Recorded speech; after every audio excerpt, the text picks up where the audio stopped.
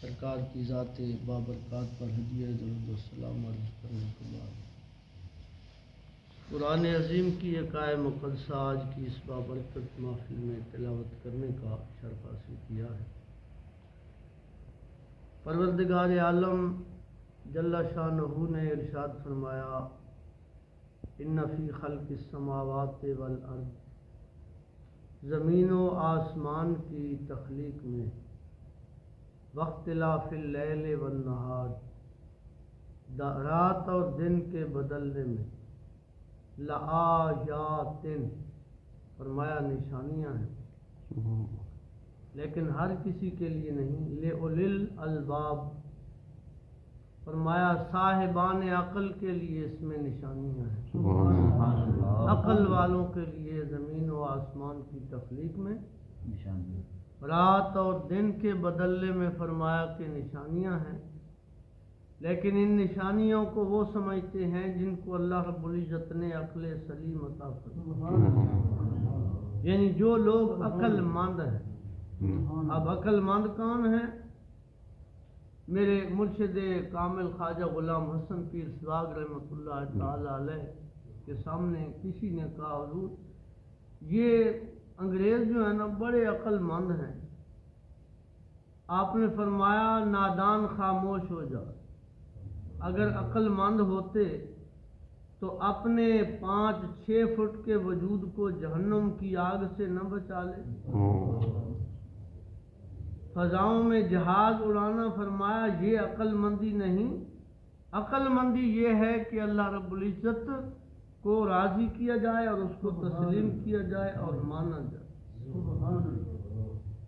امام غزالی رحمۃ اللہ تعالی علیہ نے عقل مند کی تعریف کی ہے کہ عقل مند کون ہے؟ آپ نے فرمایا عقل مند وہ ہے جو اس دنیا کا کھائے اور اس دنیا کا کام کرے، رہے اس دنیا میں، کھائے اس دنیا کا، لیکن اپنی آخرت کی دنیا سنوارے، آخرت کی دنیا کے لیے کام کرے۔ اور ایک معنی اسی آیت میں آگے خود اللہ رب العزت کے قرآن نے کیا ہے، قرآن نے جو بات کی ہے، سبحان اللہ، فرمایا عقل مند وہ ہیں الذین یذکرون اللہ قیاما وقعودا وعلی جنوبہم، فرمایا عقل مند وہ ہیں کہ جو اپنے رب کو یاد کرتے ہیں قیام کی حالت میں، قعود کی حالت میں اور پہلوؤں کے بل لیٹنے کی حالت میں۔ انسان کی زندگی میں 3 ہی حالتیں ہوتی ہیں، یا تو انسان حالت قیام میں ہے، کھڑا ہے، یا حالت قعود میں ہے، بیٹھا ہے، تیسری حالت ہے کہ حالت استراحت میں وہ اپنے بستر چارپائی پہ لیٹا ہوا ہے۔ تو قرآن نے یہ فرما کر اس امر کی طرف اشارہ کیا کہ عقل مند وہ ہے کہ ہر وقت اس کے دل و دماغ میں اس کے رب کی یاد رہے، یعنی ہر حالت میں اپنے رب کو یاد رکھے۔ قرآن عظیم نے ایک اور مقام پر ارشاد فرمایا، وَمِنَ النَّاسِ مَن يَتَّخِذُ مِن دُونِ اللَّهِ أَندَادًا يُحِبُّونَهُمْ كَحُبِّ اللَّهِ وَالَّذِينَ آمَنُوا أَشَدُّ حُبًّا لِلَّهِ۔ اس مقام پر قرآن عظیم نے 2 گروہوں کا تذکرہ کیا ہے، ایک وہ گروہ جو اللہ رب العزت کو ماننے والے اور تسلیم کرنے والے، اور ایک وہ گروہ جو اللہ رب العزت کو ماننے والے نہیں، بلکہ عرفاء فرماتے ہیں کہ بندوں کی 3 قسمیں ہیں، ایک وہ ہیں جنہوں نے اس ذات وحدہ لا شریک کو مانا ہے، ایک وہ ہیں جنہوں نے نہیں مانا، تیسرا وہ ہے جنہوں نے مانا بھی ہے اور ماننے کے بعد پھر منایا بھی ہے، مانا بھی ہے اور ماننے کے بعد اس ذات وحدہ لا شریک کو منایا بھی ہے۔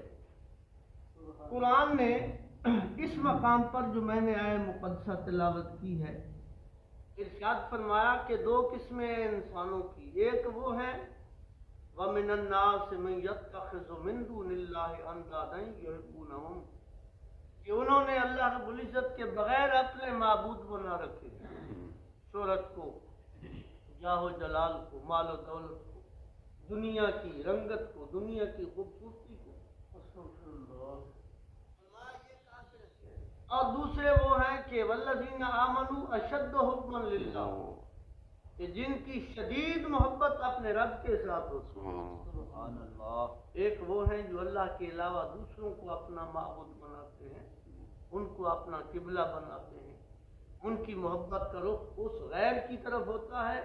اور فرمایا کچھ وہ ہیں کہ جو اللہ رب العزت کو مانتے ہیں، ماننے والوں کی صورت اور شکل اور کیفیت فرمایا یہ ہے کہ والذین آمنوا اشد حبا للہ، وہ اپنے رب سے شدید محبت کرتے ہیں۔ حضرت انسان کا کوئی بھی وجود ہے، کسی بھی مذہب کا ہے، اس میں جوہر محبت ہے۔ جوہر محبت کا اگر رخ درست ہو جائے تو سونے پہ سہاگا ہے، اگر غلط ہو جائے تو پھر تباہی و بربادی ہے۔ اس آیت پاک میں ان دونوں گروہوں کا ذکر کیا گیا۔ لیکن اللہ تعالیٰ کی محبت جو ہے نا، محبت تو ایک عجیب چیز ہے، وہ کیفیت کا نام ہے۔ حضرت سفیان ثوری رضی اللہ تعالیٰ عنہ حضرت رابعہ بصریہ کی آپس میں ملاقات ہوئی کہ جس قسم کے لوگوں کی ملاقات ہوتی ہے، اس دو عالم ملیں گے تو علم کی بات ہوگی، دو کاروباری ملیں گے تو کاروبار کی بات ہوگی، کاریگر ملیں گے تو اپنے موضوع پہ بات کریں گے۔ حضرت رابعہ بصریہ رضی اللہ تعالی عنہ اور جناب سفیان ثوری کی ملاقات ہوئی تو دونوں چونکہ عارف و عارفہ تھے، ان کی بات بھی معرفت الہی کی طرف راجع تھی۔ حضرت رابعہ نے حضرت سفیان ثوری سے سوال کیا، ما تعدون السخا فیکم، اے سفیان بتاؤ تم سخاوت کس کو کہتے ہو؟ سخاوت کی تعریف کیا ہے؟ آپ نے فرمایا عند ابنائنا الدنیا و ابنائنا الآخرہ۔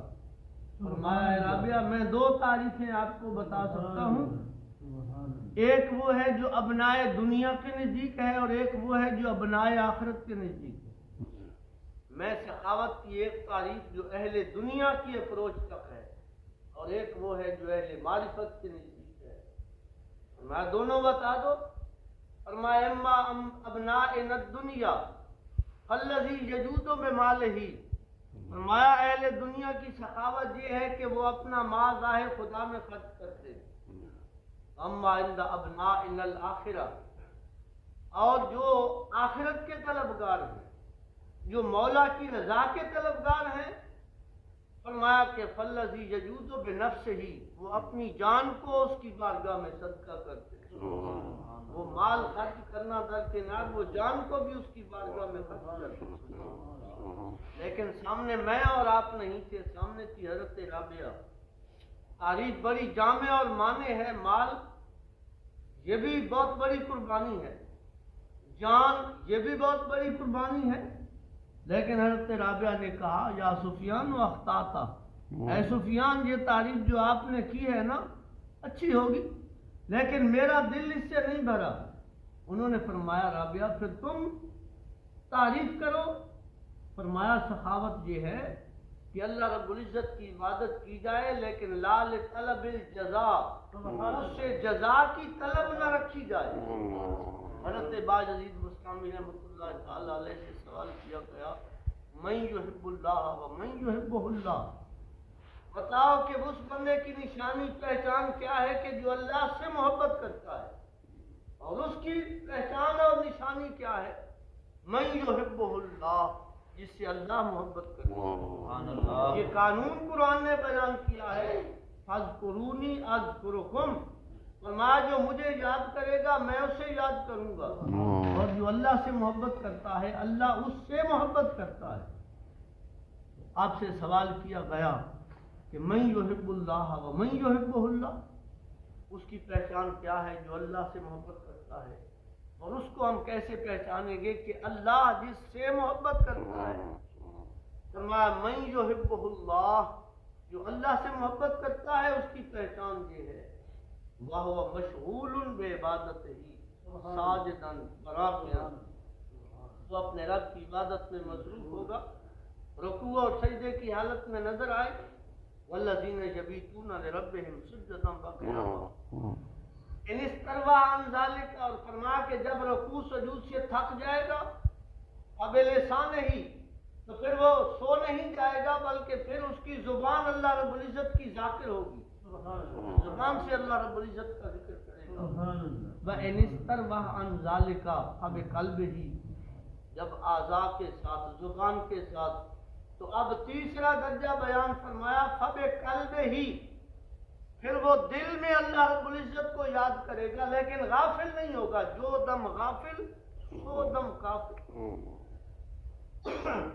اب پوچھا گیا یہ تو اس کی پہچان ہے جو اللہ سے محبت کرتا ہے، اس کی پہچان کیا ہے جس سے اللہ رب العزت محبت فرماتا ہے؟ فرمایا کہ اس کی پہچان اور نشانی یہ ہے سخاوت ہو کا سخاوت البحر، فرمایا اس کی سخاوت ایسی ہوگی جیسی سمندر کی سخاوت، سمندر سے کوئی اتنا پانی لے جائے، اسے انسان لے جائیں، جانور لے جائیں، پرند لے جائیں، درند لے جائیں، کوئی بھی چیز لے جائے، جتنا چاہے لے جائے، جتنا بار بار لے جائے، کبھی اس نے یہ نہیں کہا۔ فرمایا کہ سخاوت ہو کا سخاوت البحر، اس کی سخاوت ایسی ہے کہ جیسی سمندر کی سخاوت ہے، کبھی کسی کے ہاتھ کو نہیں روکا کہ بھائی ابھی تو لے گئے پھر آ گئے، رکاوٹ وہاں نہیں۔ شفقت ہو کا شفقت الشمس، اور فرمایا کہ جس سے اللہ محبت کرتا ہے اس کی سخاوت سمندر کی طرح اور اس کی شفقت سورج کی طرح۔ سورج کی شفقت ہے کہ جب یہ پوری کائنات کو روشن کرتا ہے، ایسا شفیق و مہربان ہے کہ ایک بادشاہ کے محل اور ایک غریب کی کٹیا پر ایک جیسی روشنی پہنچا، کوئی فرق نہیں۔ یہ بادشاہ کا محل ہے، یہ غریب کی کٹیا چلو بعد میں روشنی چلی جائے گی، فرمایا نہیں، شفقت ہو کا شفقت الشمس۔ پھر اللہ تعالیٰ جس سے محبت کرتا ہے اس کی نگاہ میں بڑا چھوٹا کوئی نہیں رہتا، ہر ایک پہ اس کی شفقت عام ہوتی ہے، پھر وہ گورے کالے نہیں دیکھتا، وہ عربی اجمی نہیں دیکھتا، اس کے نزدیک سب۔ اور فرمایا کہ وَتَوَاضُعُهُ كَتَوَاضُعِ الْأَرْضِ، فرمایا کہ اس کی عاجزی ایسی ہوتی ہے جیسے زمین کی عاجزی۔ زمین کی عاجزی کتنی ہے؟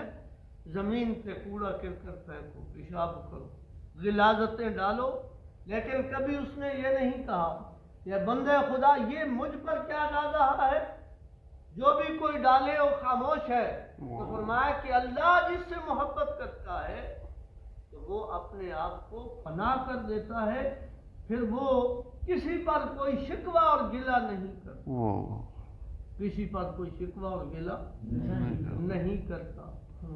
شو اویس از فرش فانی یشتبود، اویس کرنی نے جب اپنے آپ کو فنا کیا تو فرمایا کہ زمینی آسمانی گشتبود، وہ تھا تو زمینی لیکن آسمانیوں سے بھی بلند ہو۔ اس طرح وہ ہے کہ عام انسان عام فرشتے سے، خاص انسان خاص فرشتے سے افضل ہے۔ حاضرین محترم، تو فرمایا کہ اللہ جس سے محبت کرتا ہے اس کی نشانی یہ ہے تواضعہ کا تواضع الارض، اس کی عاجزی ایسے ہوتی ہے جیسے زمین کی عاجزی ہے۔ تو پھر عقل مند کا میں ذکر کر رہا تھا کہ وہ ہے جس کو اللہ رب العزت، جو اللہ کا ذاکر بندہ ہو۔ اب علامہ روم علیہ رحمت فرماتے ہیں کہ آپ فرماتے ہیں گر کے خواہی درد و عالم آبرو یاد کن یاد یاد۔ فرمایا اگر دونوں جہانوں میں تجھے عزت چاہیے، قبر میں، موت کے وقت، حشر میں، پل صراط پر، میزان پر، تو فرمایا کہ گر کے خواہی درد و عالم آبرو، یہ آبرو ایسی چیز ہے کہ ہر بندہ اس کا چاہنے والا ہے، کوئی بھی ہو مجھے چاہتا ہے کہ مجھے عزت کی نگاہ سے دیکھا جائے، مجھے عزت کے طریقے سے بلایا جائے، مجھے عزت کے طریقے سے بٹھایا جائے۔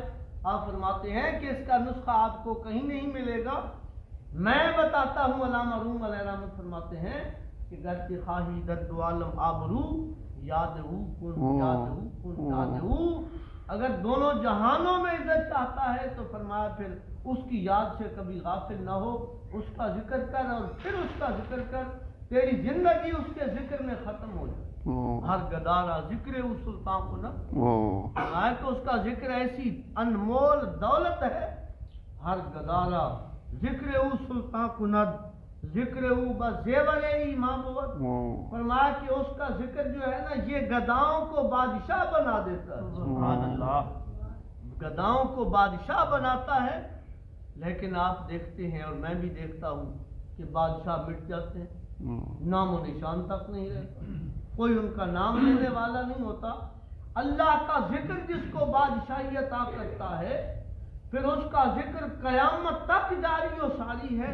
پھر قیامت کے دن تو ان کے ذکر کی باتیں ہی کچھ اور ہوں. علامہ روم فرماتے ہیں کہ ہر گدارہ ذکر او سلطان خدت ذکر او بزیور ایمان بود. فرمایا کہ اس کا ذکر یہ ایمان کا زیور اور ایمان کا حسن ہے. حاضرین محترم، اللہ رب العزت اپنے خالص اور مخلص بندوں میں رکھے. اللہ تعالیٰ کی یاد نصیب فرمائے. اس کائنات میں اللہ رب العزت کے ذکر سے علاوہ اللہ رب العزت کی یاد اور محبت سے بڑی کوئی چیز کائنات میں نہیں ہے.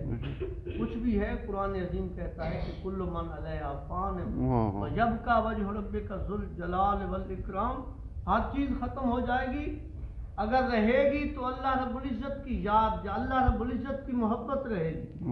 اس کے علاوہ سب کچھ عارفوں نے چند لفظوں میں اس کو اس طرح میں سمجھایا ہے. جڑے کہندے سن رواں کے نال تیرے، اج انہوں نے بھی بازیاں ہاری ہیں. جڑے ترسدے سن تیری دید دی خاطر، اج انہوں نے بھی باریاں ماریاں. جدوں خزان باغ وچ وال کھولے پنچھی اڑ گئے مار اڈاریاں نہیں. ہک جاری رب تے رسول والی بئیاں یاریاں سبے خواری.